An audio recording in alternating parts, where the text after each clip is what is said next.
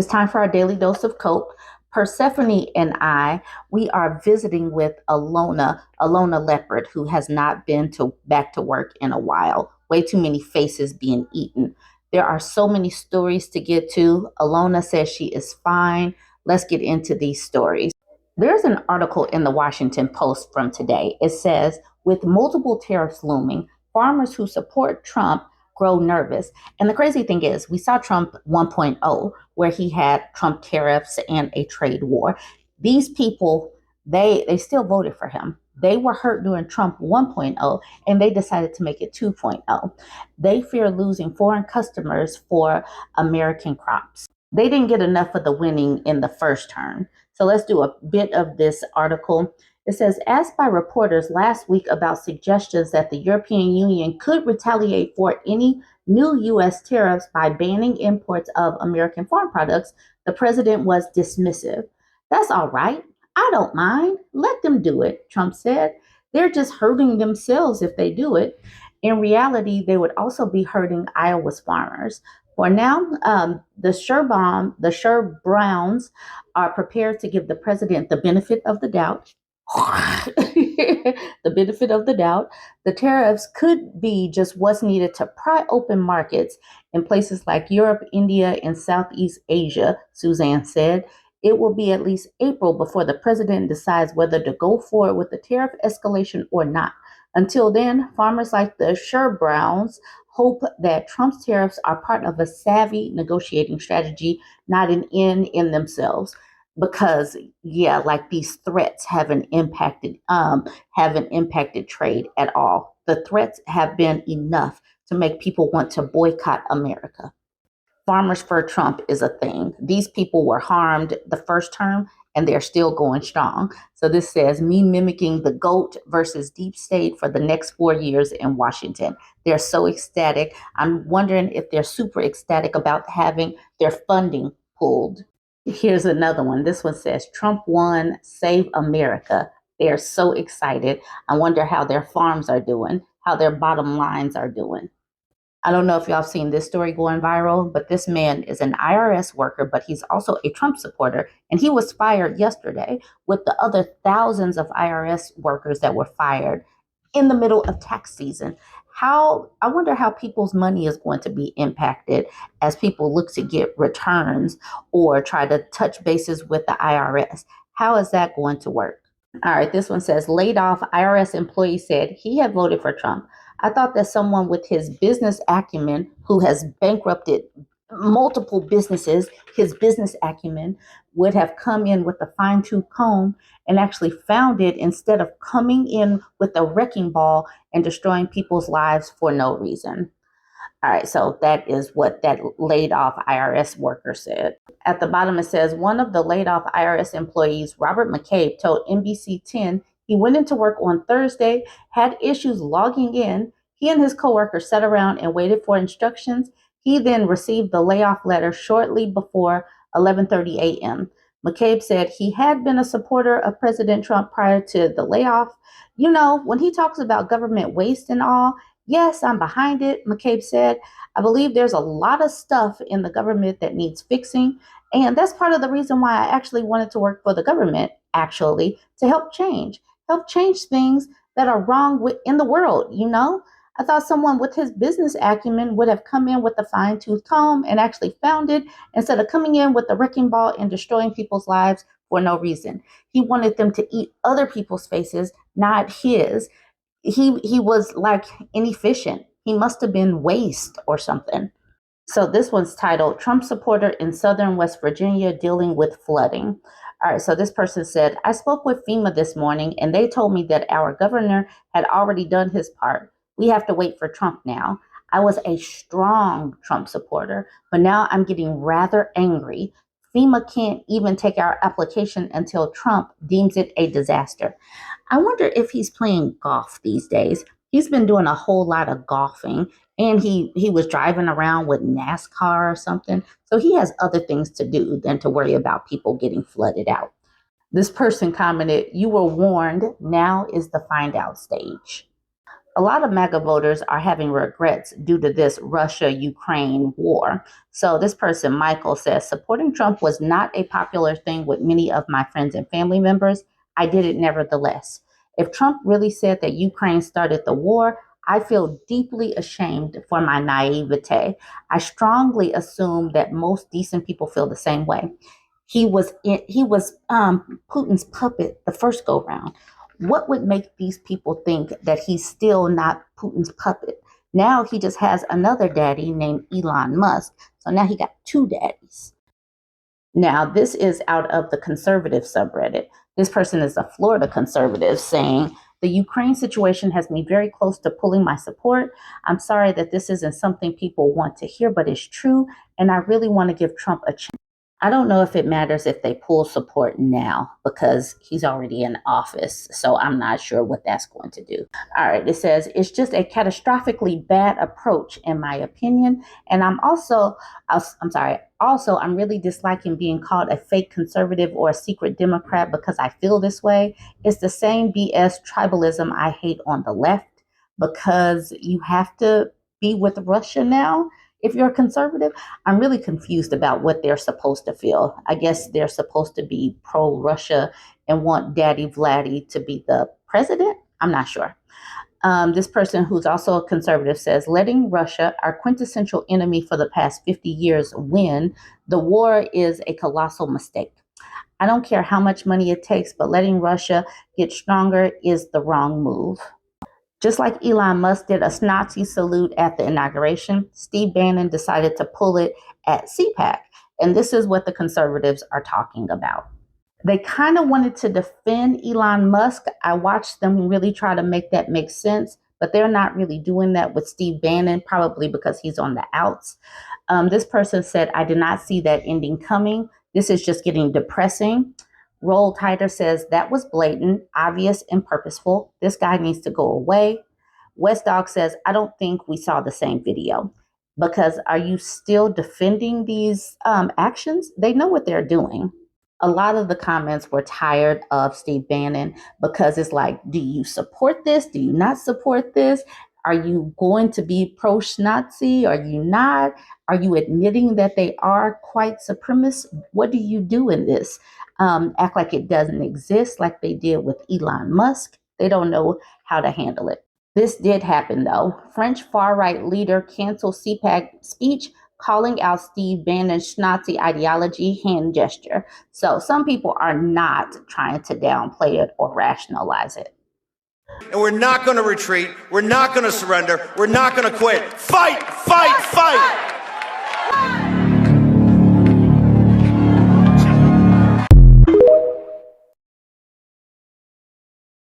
Okay, so this is Marilyn O'Brien. She says, I voted for Trump to save our country. I'm doing fine. We need to close the border. That was on November 6th. And then someone shared this picture of Kamala Harris saying, oh, hi there. Are you looking for the person who literally told you all of this would happen? And then Marilyn said, and this was February 12th, thank God it's finally happening. Let's get rid of corruption and all the government waste. But then 4 days later, she said, my daughter is losing her job thanks to Doge. I voted for President Trump 3 times. My daughter is a hardworking, excellent worker for the Manistee National Forest. She doesn't work for DEI. She runs the office. I'm pissed. And that's because these people really make DEI out to be a race thing. And that's it. Oh, Fox News has caused brain rot with them, and it makes me want to pull out my hair.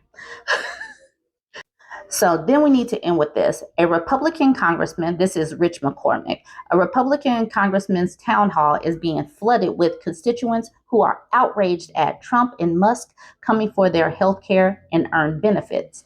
But before I show you this video, which I'll put at the end if you're on my YouTube page, this is the same man who was asked by this woman about school lunches and school funding being pulled. And this man said, I was working before I was 13 picking berries. These kids, they could just go out and get a paper route, or they can go work at Burger King and McDonald's. Right now with this freeze, vulnerable populations could be directly impacted. And so my question to you, just to follow up with you, would you support getting rid of school lunch for vulnerable kids and breakfast and Head Start, for example, and getting rid of childhood cancer research? Do you support that? And what do you say to your constituents? I want to follow up on that question too, because I didn't hear an answer from you. When you talk about school lunches, hey, I worked my way through high school. I don't know about you, but I worked since I was, before I was even 13 years old. I was picking berries in the field before we had child labor laws that precluded that. I was a paper boy.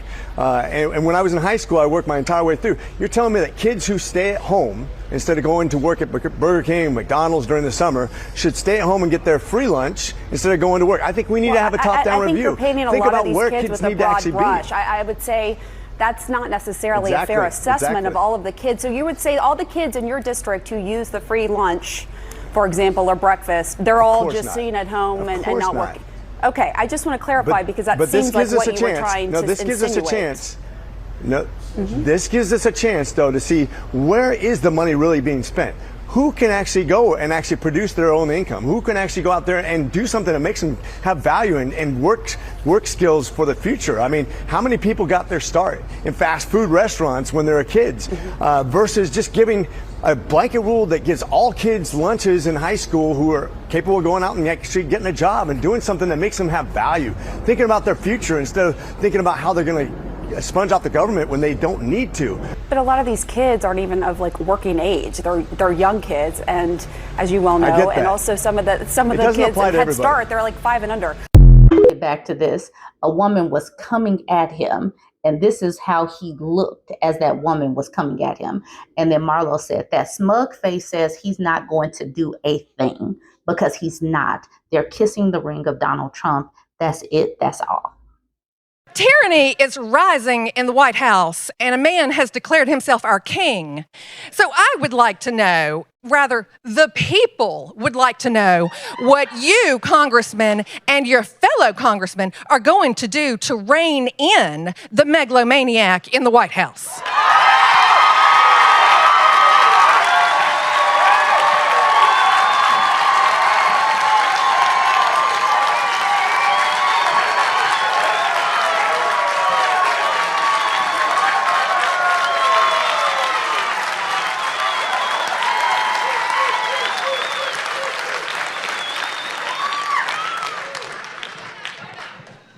When you talk about tyranny, when you talk about presidential power, I remember having the same discussion with Republicans when Biden was elected.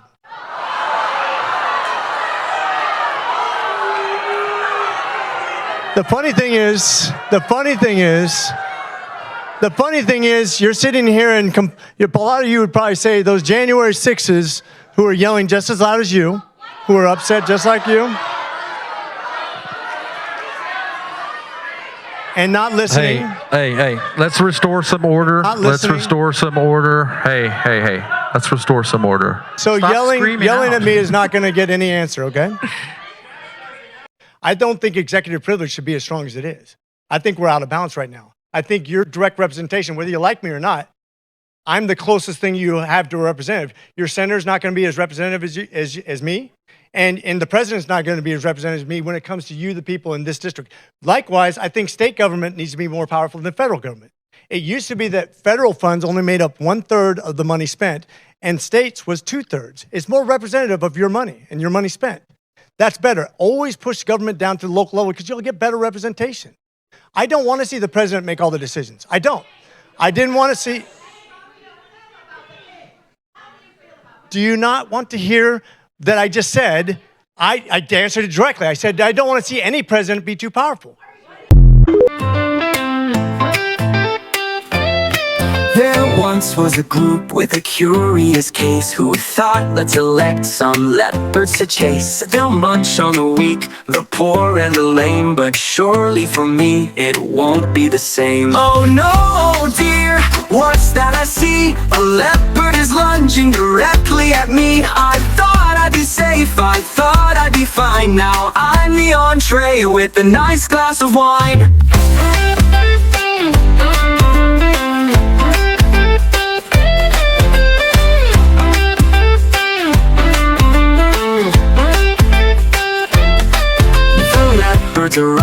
all hungry and spry, taking a nibble. Oh my, but wait, cried the voters, this wasn't the deal. The leopards just grinned, your face is a meal. So here's a hot tip before you invest in predators, promising you will be next when cheering for feasts. Don't act so surprised when your face is on the menu, freshly tenderized. Oh no, oh dear, what's that I see? A leopard is lunging directly at me. I thought I'd be safe, I thought I'd be fine. Now I'm the entree with a nice glass of wine. So here's a hot tip before you invest in predators, promising you won't be next when cheering for feasts. Don't act so surprised when your face is on the menu, freshly tenderized. So grab a napkin, let's raise a toast to voters who swore they wouldn't be roast. But when you back beasts, don't whimper or cry, 'cause dinner is served and you are the pie.